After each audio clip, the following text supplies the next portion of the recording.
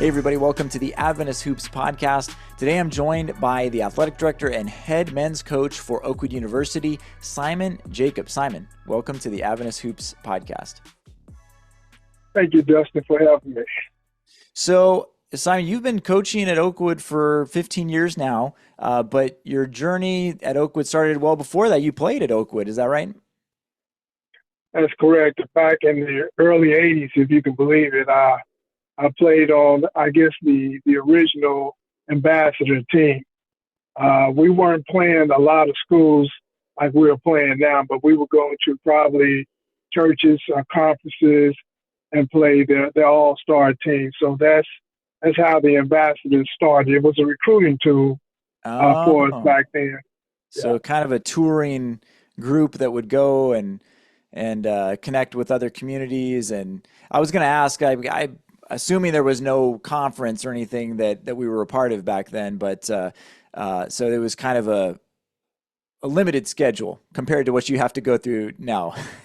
Oh, yeah, it was because around that time, we were very concerned. The institution was concerned about competition, and so what we did was limited to what we did. And because, a lot of schools at that time were not accommodating our beliefs, at least in this area, and it made it challenging was to participate in a legitimate program. What, from your perspective, I mean, you've been in Adventist athletics for a long time. What were the concerns with athletics back then? Well, the concerns then, and I'm sure the concerns are the same now, is that can you compete and maintain a Christian-like frame of mind when you compete? Competition so many times brings out the worst in us.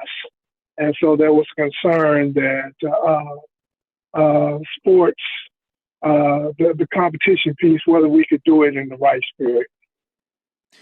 Were you a part of, you went to Oakwood, and I don't know what happened in between then and when you started coaching again at Oakwood, but I mean, were you a part of any conversations to enhance the offering of competitive athletics at Oakwood or elsewhere? I mean, what was your sort of argument? I'm assuming you're for competitive sports. So what was your argument when you would talk to those people that were concerned?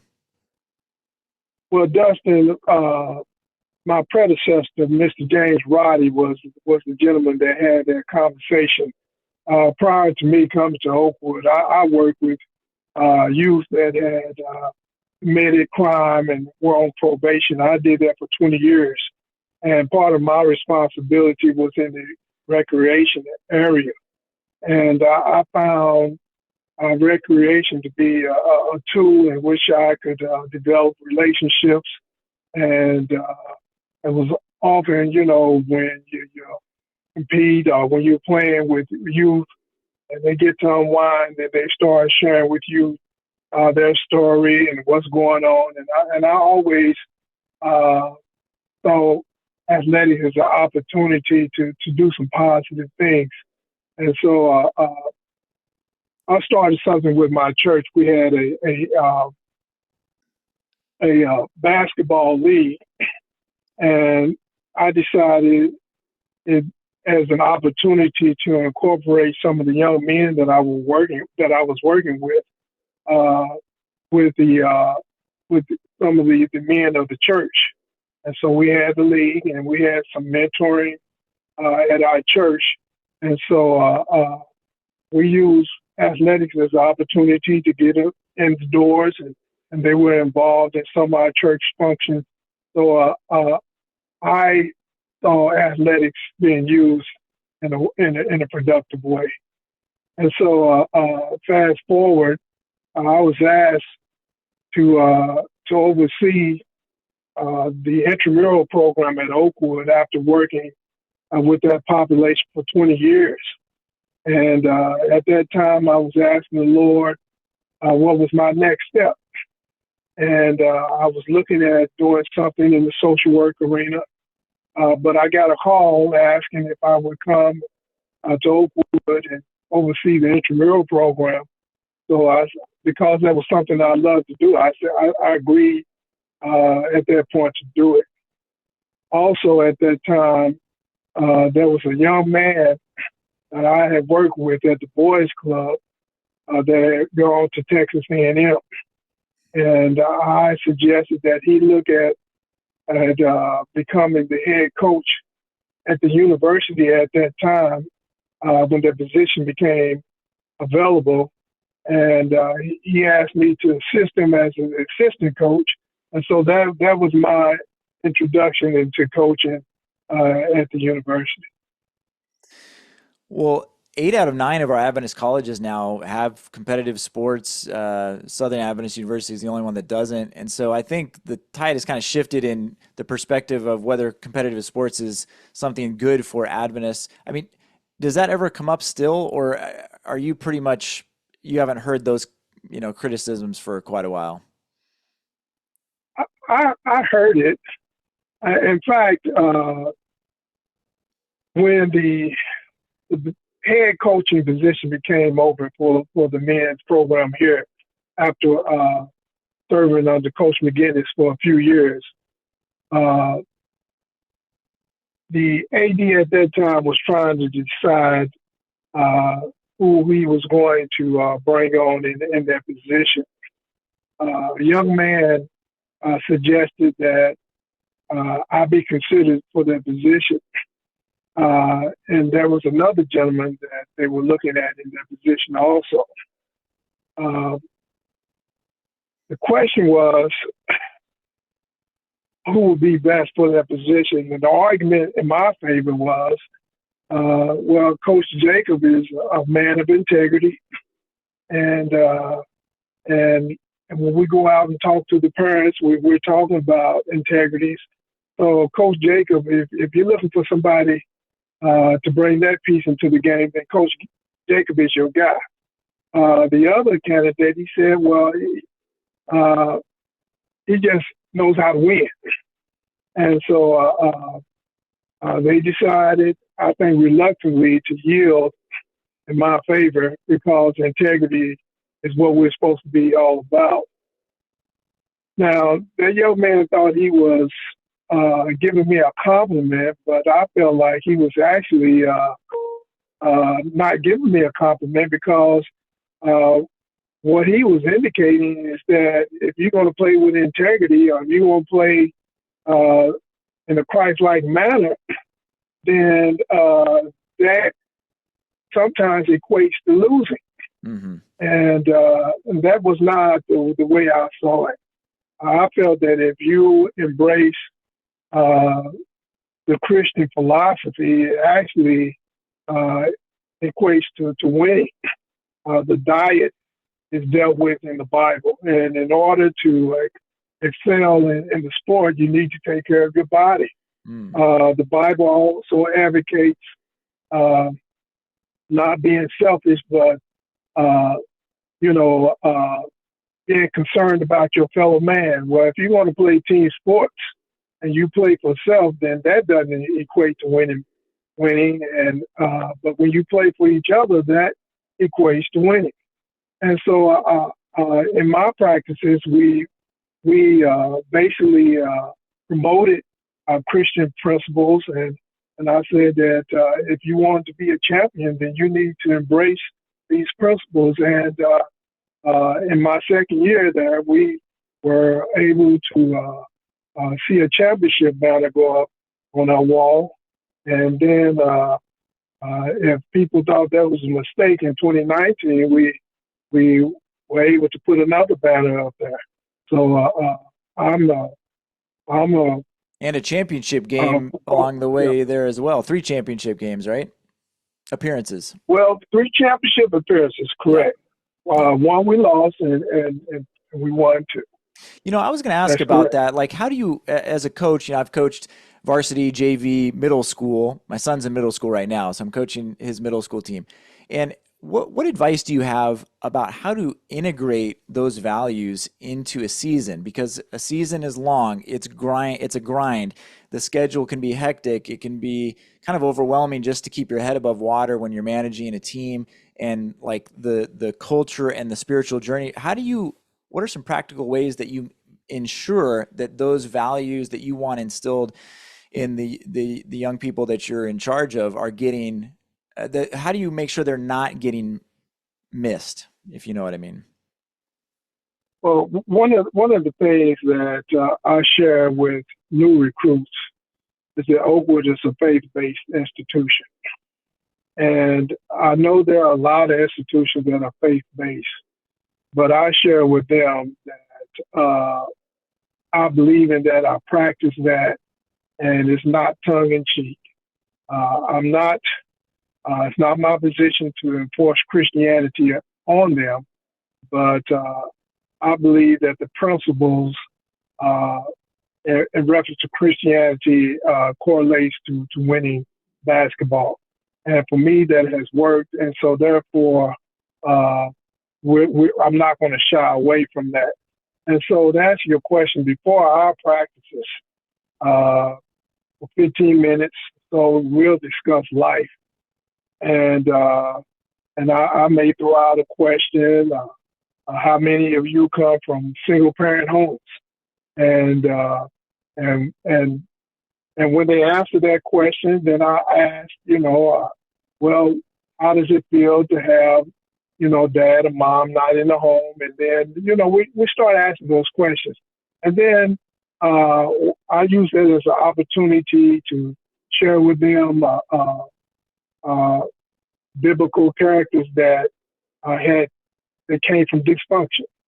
For example, Jacob. I talk about Jacob, how he had mistresses, he had a couple wives, and we talk about dynamics of the family. How would you feel as a youth knowing that your dad cared for another woman more than he did your mom? How would that make you feel towards your siblings? And that brings in a lively discussion. And we just talk about life and try to make the Bible relevant. And when we do that, the young men are engaged, and it's not something that I have to push upon them, but it's something that just comes natural. Hmm. That's beautiful. I like it. Starting every practice out, kind of just touching base with what's really important. Yeah, and caring for each person individually. I love it. You had mentioned earlier your two championships that you've won. When you started coaching, I think it was 2009. I was reading that you started coaching at Oakwood as an assistant. What conference or association was Oakwood a part of at that time? We were part of an association called the USCAA, and it Okay. was an association that was kind of tailor-made for schools that were just launching their program.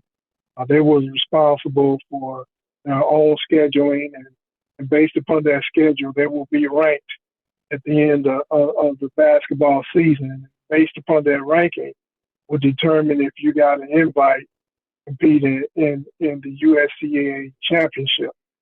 And so in our area, we had a bunch of NAIA programs, and because of that, our strength of schedule was always pretty tough.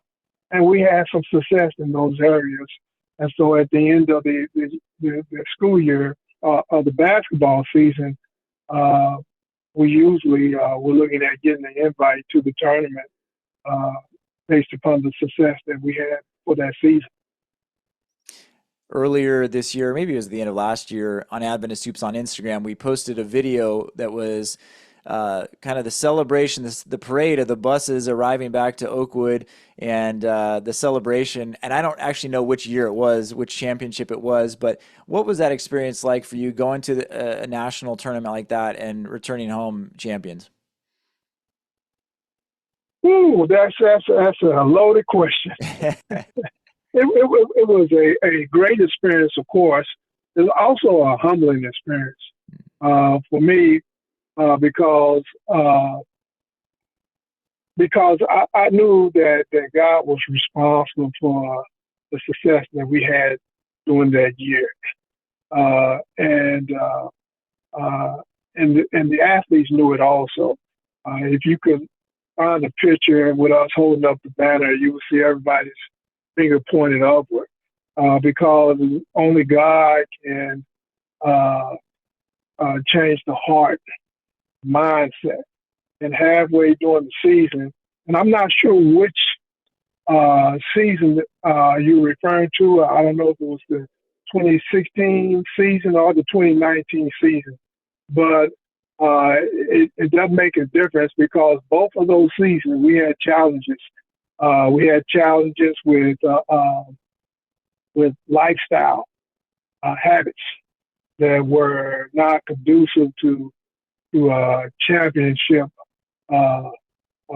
winning, and we had to confront those things, whether it be substance abuse, whether it be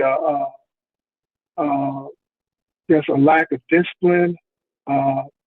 Sometimes we want to do things, but like Paul said, what I want to do, I'm not doing it, and therefore there's a need of outside help. And for them, I share with them that in my personal life, I found God to be that power that I needed to help me to be more disciplined, to make those right choices. And halfway during the season with both teams, when they realized that the seasons were not going in the direction that they wanted to go, they decided that they wanted to allow God to give him an opportunity to work. He did, and they knew that he did. So therefore, when we were able to see that banner, win that championship, we knew and understood that God was responsible for that.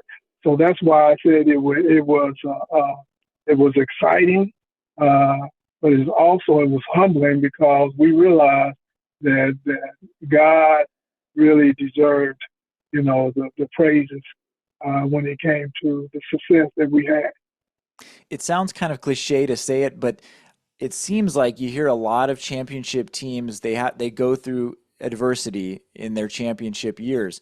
But then you start looking at specific examples, high school or college, NBA, WNBA teams that win championships, and you look through each one of those examples, and they usually do have something that's significant that they have to overcome. It's just interesting how that works out in all those Absolutely. different teams. Mm-hmm. Yeah. Do you feel your success at the USCAA level was just pushing you towards the NAIA? I do. By nature, I am competitive. I just wanted to make sure that that's channeled in the right direction. Also, I believe that we serve a God that wants us to do great things. And so therefore, I felt like our next step was the NAIA. I was not intimidated by it. I'm still not intimidated by it. I think that if we are willing to commit ourselves to Him, and lift Him up, then I think that we can do some great things. But I am not naive. I realize that God wants to do great things through us in order that He can be lifted up. Because at the end of the day, God is out there recruiting for His kingdom, and nobody wants to be a part of a losing program. Mm. And you can define losing in a number of ways. You can lose a lot of games, still be a winning program by the way you conduct yourself. But I'm saying that God wants to lift us up in some kind of way. And let me give you an example of what I'm talking about. We played a Division I program, a UNA, and they beat us pretty good.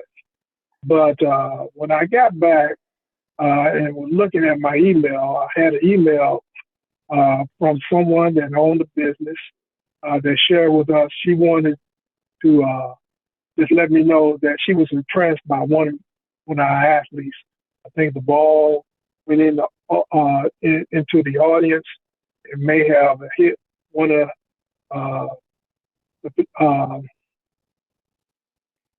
one of the individuals that was sitting in the audience watching the game, spectators. And one of my players stopped, and he went over there to make sure that, you know, the young man was all right. And it impressed her. And that was something to me that was special to me, is that even though we won, what stood out in her mind was what this young man did. Another game that we were playing, somebody went to the floor. We lost that game, but somebody went to the floor, and somebody was commenting on the radio that, wow, you know, this athlete stopped to help his opponent up. I don't know why he would do that. This is competition. And his associate said, well, you know, this is an Adventist school. And so, you know, they believe, you know, in sportsmanship and all that. And I thought to myself, you know, a lot of institutions are Protestant schools, and Seventh-day Adventists is not the only Christians out there. But for some reason, our Adventist institution has been equated to sportsmanship, playing the game the right way. And so to me, that's winning basketball, even though we lost the game. And so to me, that's a way where God is actually being lifted up. And our institution at that time was being promoted in a good light. And so that's what I'm talking about, lifting God up, and he'll lift you up.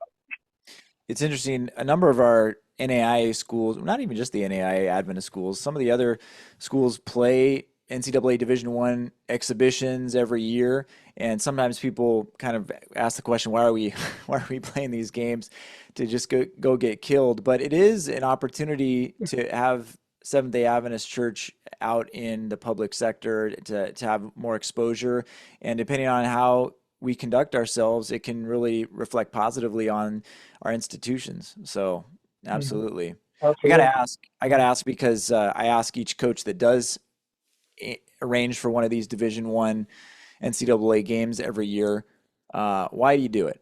What is the benefit of going through a game like that? Well, we do that for a couple of reasons. I think the first reason we do it is because when we play Division I programs or Division II programs, they pay us. And so one of the reasons we do it is for the money, for our athletic budget. Another reason that we do it is that, you know, a lot of these young men's dreams are to be able to play the best. And sometimes in some of our athletes' mind, they are Division I caliber players.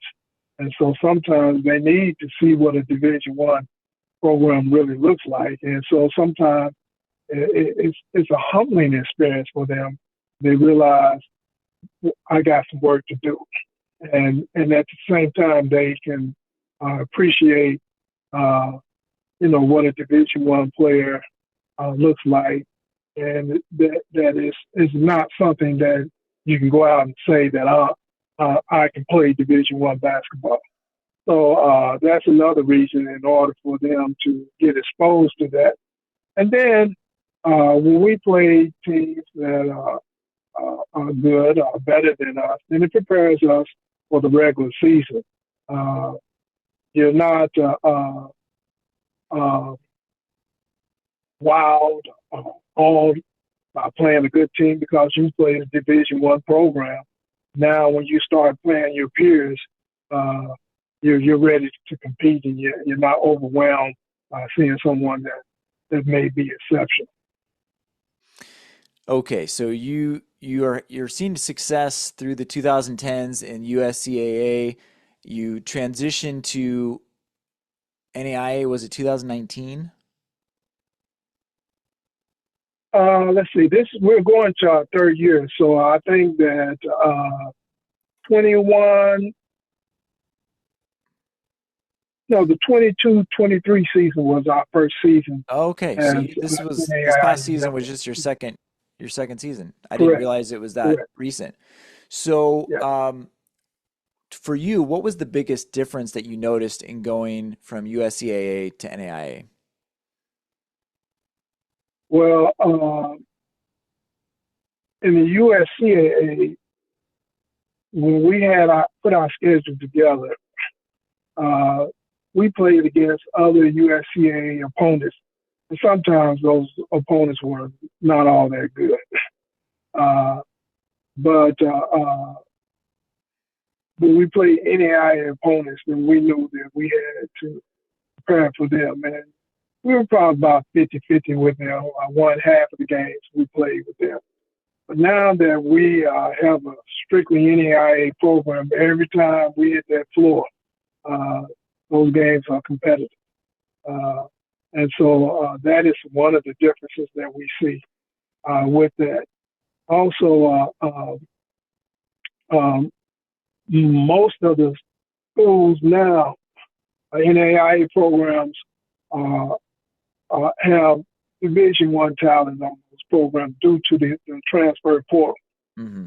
The transfer portal has made it tough for a lot of high school seniors to go straight to college. A lot of them are going to the JUCO route, and some of them are being channeled in the NAIA program. And so therefore, the NAIA program is a lot more competitive than it was probably for 3 or 4 years ago, before COVID. Mm-hmm. And so that is one of the things that we are seeing as in the NAIA, is that the talent level is just a lot up. I've heard that about a lot. It's easier for NCAA transfers to come to NAIA for whatever reason. But did you say that it's also the transfer portal has made it difficult for high school seniors? Yes, because think of it this way: with Division I programs, there's a lot of pressure for those coaches to win. And 18-year-old young man coming out of high school, you put him next to a 20-year-old that has probably been in college a couple of years. Usually, you're going to see a difference in the body build. They've been working out. They have made the adjustment to the tempo of the college game. And so coaches now are going to the transfer portal to get, athletes that have kind of gone through that piece, as opposed to just getting athletes straight out of high school. And so and that's the young man coming out of high school is just an exceptional talent. A lot of times they're going to the transfer portal, where you find a young man, coming out of junior college. Junior college is really big right now. Mm. Interesting. So Let they're me say using this sort of a. also. Go ahead. Also, one of the young men in our conference that we played against last year, he was really good. At the end of the year, he was being recruited by Division I programs, I think like Auburn and mid-major schools. Mm-hmm. And so that kind of lets you know the talent level that you can find in the NAIA program.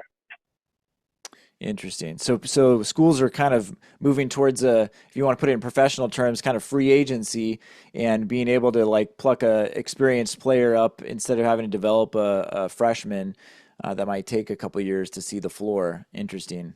Is the I don't actually know that much about the transfer portal. Is that term actually technically just for NCAA? Like, there's no transfer portal for NAIA technically, right? Well, the NAIA kind of takes uh, the way they operate. They look at the NCAA, and so they kind of incorporate a lot of things that the NCAA does into what it does. So it used to be that if a player played for me and decided that he wanted to transfer to another NAIA program the next year, he would have to sit out a year, but he doesn't have to do that. He can immediately go to another NAIA program. Uh, Okay. Usually I had to give my blessings, but I don't have to do that. In fact, uh, if a school reaches out to me and they ask about a certain young man, I have about 2 or 3 weeks in which I can respond. If I don't respond, they can move forward without me responding. So reaching out to me is really just giving me the courtesy of saying that this young man is interested in playing for our program, uh, and we just want to notify you of that. But they can go where they want to go right now. Interesting. Do you think that it's good for college basketball? I do. I know a lot of my colleagues feel differently, but even in us having a losing season, uh, most of the athletes in our program wanted to come back. Uh, and I feel like if you have a good program and it's like family, then the players are reluctant to leave. But uh, if that's not the case, then you'll probably have a lot of kids leaving, even if your program is successful. Yeah. Yeah, I can see that. If it's based on relationships and a culture that you've set down and a foundation of, a vision for the future, then people are more likely to buy into that and stay for ideological, spiritual reasons as opposed to just, hey, where can I get mine the best? Like I'm going to make a quick decision just purely on the game itself. I wanted to ask you about that vision for the long term because, you transitioned to NAIA. I don't think hopefully no one was expecting, overnight, just immediate success. Like you're moving up in a level of competition. So there is going to be some like growing pains in at this new level. What is your, 5-year goals for competitiveness at this level? Well, 5 years, right now we have 7 programs. And in 5 years, I would love for us to have 11 programs. But in order to do that, we have budget challenges, like a lot of other programs. And so that's a piece that will have to be addressed. Uh, and I think that if we are, uh, uh, if we put a good product out there, then I think that, our alumni, our friends, and even businesses want to jump on board. And so the biggest challenge that I see in the next 5 years is making sure that the product that we put out there is a product uh, that our fans, that our supporters will be pleased with. And and and if we do that, then I think everything else will take care of itself. What about your team specifically? What are the goals? What are the markers that you would kind of look at and say, okay, we want to be here by this third or fourth year, and by the fifth year, we want to be. Do you have any sort of metrics for, we want to have a 500 season or anything like that? I had the opportunity of being an assistant to a coach that believed that I can run through this ball. I'm sorry. I And could that what? he believed that you can run through the wall. Oh, Uh, uh, you know, there were times when his expectation I felt was just unrealistic. But when we won that championship with him, I became a believer, and my mentality has changed. Uh, I go into a season believing that if, uh, first of all, if we uh, buy in to that relationship with God, and then if we buy in to playing the game the right way, uh, you know, we can do some great things. So to answer your question, my expectation is for us to win our conference uh, this year coming up. My expectation is to go out there and to compete for an NAIA championship. Uh, and I'm not just saying that. That is that's what I'm going after. Uh, Not 2 or 3 years on down the road, but this year coming up. Uh, Now that's not to say uh, we might have a bunch of losses, but I'm going into the season. That's my expectation. I believe that I have recruited young men that are talented, uh, and on paper, I see it.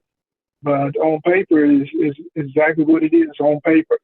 Uh, so uh, so we have the opportunity to go out there and work hard and and partnership with God, and let's see what's going to happen. it is interesting. A lot of times we look at a situation and we just say, well, that's what they are. That's what the identity is. That's what it's going to be. And yet you look at each individual person and how they can affect the other people that are part of the team and the situations that come up throughout a season. And as they say, you have to play the games, right? You have to actually, roll the ball out there and play. And all of a sudden, the narrative starts changing because someone invests a little bit more in their offseason. Someone, wants to collaborate more with their teammate and connect with them more personally, which leads to more trust on the court. And all of a sudden, you look at a season that, maybe some people expected to be a certain way, but the people intentionally made that change happen. It doesn't just happen, for no reason. So, yeah, I think that's great. Like you have to have that mentality of reaching the goals that you want to reach. Otherwise, you're never going to get there. Dustin, let me share something else with you. We have individuals that decide that they want to be a doctor, but wanting to be a doctor is not enough. I believe that it's a gift. You may have, 30 people that enter into med school, and you may say out of their group, you're gonna end up with about 4 or 5 because you want the best. And I think that one of the myths in the Adventist circle is that because my daughter or son love sports, then they are capable, uh, they are good enough to make a team. But that is one of the myths that I've had to, try to correct. Uh, we have uh, we have intramural sports where you can just play for the fun of it. But when you talk about athletics, athletic is a marketing tool. It represents your school. And so you want to put a product out there that is going to say something about your school, uh, something about your program. So one of the challenges in preparing for a team that can go out there and compete is to try to identify young men, young women that are gifted in that area, and also exemplify the character that we want in our institution to represent our program. Yeah, people have heard me bring this up a few times on the podcast, and it's only because I hear it from some people, and I am always just interested to hear how people that coaches and ads handle it. But there is a lot of criticism, there is some criticism, I should say, about not having teams that are fully Adventist. And do you hear that type of criticism, and how do you respond? I mean, it sounds like you do hear it. I hear it, and this is how I respond. If I was to be a pastor pastoring a church, uh, I don't want a church full of Adventists. That means that we're not doing what we're supposed to be doing. The mission is to go out there and to minister and to bring them in. And so if we bring them in, we're not bringing them in to Adventists. We're bringing them in and we're introducing them to our beliefs, our standards, and hopefully by the way we conduct ourselves, this will be something that they want to be a part of. I consider Adventist athletics the same way. I don't believe in filtering the recruits. Whosoever will, let them come. They just need to understand that we are a faith-based institution. We have standards.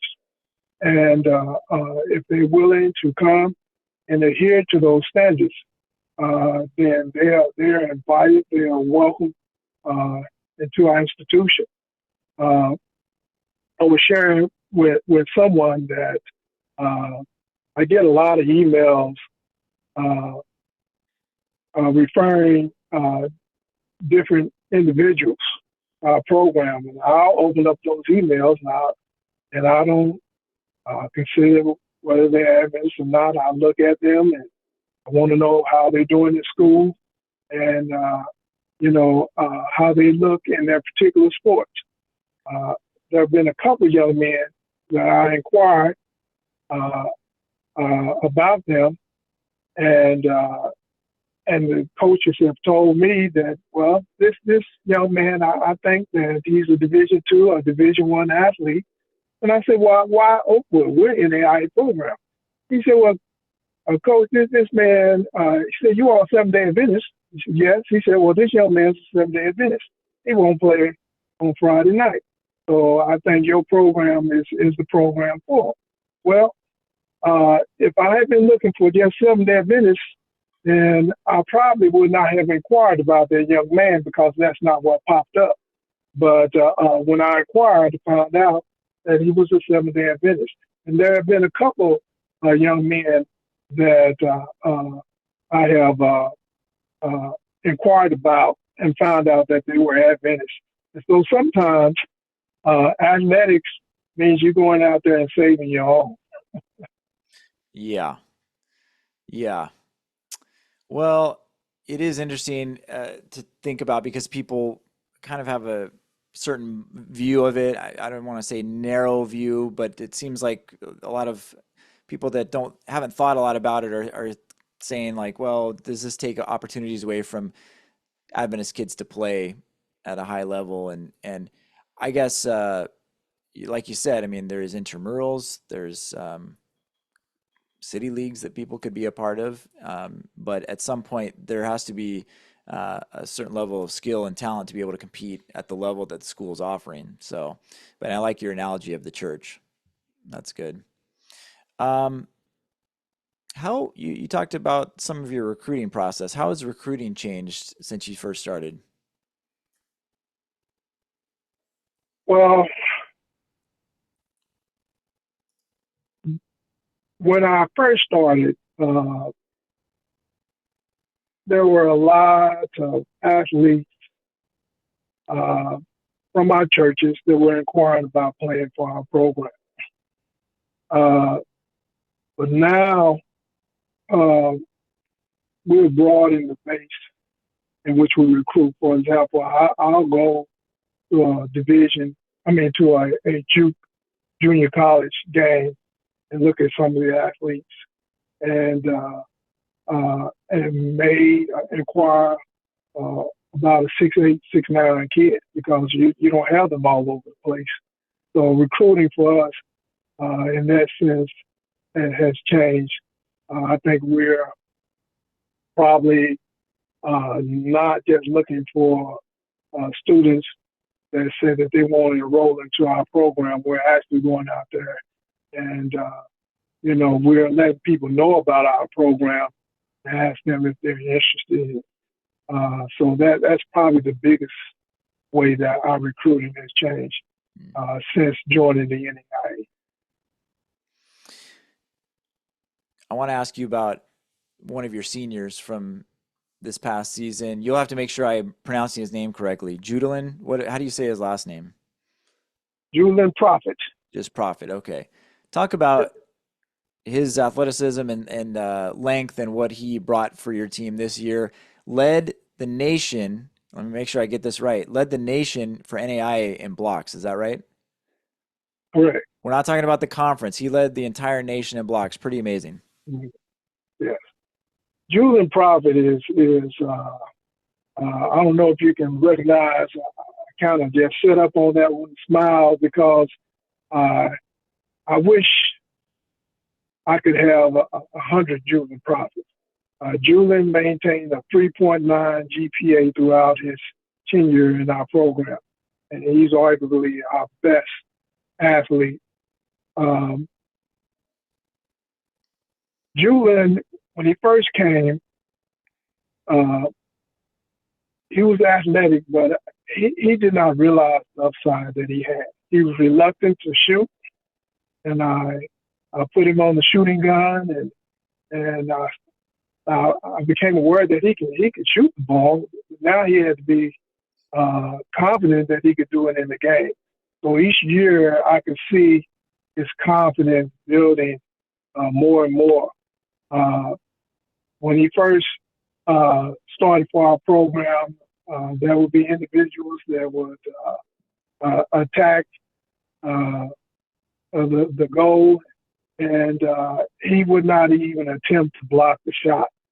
And so he heard it from me a lot of times. Man, I don't care if you don't block the shot. I just want you to attempt, just jump. And all of a sudden, everything that came in there, he was sending it back out. And I think Julian actually could play for major colleges. The only thing that I think that would hold him back from that is that he doesn't really understand how good he really can be. It's a mindset, but he's a nice young man. I think he plays the game the right way, the right spirit, and he just graduated Saturday night, and so I'm extremely proud of him, and I think that whatever he chooses to do, he's going to be extremely successful. Now, you've been the head coach for the men's team for almost 10 years, I believe. What were some of the early, and when did you become AD? How long have you been AD? I became AD, I believe it was 2018. Okay. I believe it was. For the last 5 years or so, what were some of the early challenges that you experienced in being both an AD and a head coach that you've improved on in the last 5 years? The biggest challenge, I guess, for me initially was program transitioning from USCAA to the NAIA. And then then from there, the next challenge was to get a budget that truly represents the transition. It's no longer a glorified intramural program. We're in a real organization, the NAIA, and so that's the next step. And then and now the challenge for me is being able to make sure that I have the coaches in place for all the programs that can, in order that we can compete the way that I want us to compete. I believe that for the most part that we have that in place. And so now it's a matter of getting student athletes in place. And I believe that is taking place now also. And so we have already taken the steps. Now I think it's just a matter of giving it time for it to bake and for the cake to come out the oven. What were some of the early challenges for you in being an AD and a head coach at the same time? Because that must have been a crazy transition to not just having to look after a team and maybe be teaching classes as well, but then also have to oversee the athletic department. What were some of those challenges, and how have you become more efficient maybe, or gotten better at some of those things that were really you struggled with in the begining? Or I shouldn't say struggle, but Well, it's still a challenge because I'm still the AD and the head coach. But I think the trick is that I need to make sure I surround myself with competent individuals, and I think that we are doing that. My compliance person, I really call her, my associate AD, Miss Renee Smith. She does a good job of helping oversee the athletic program.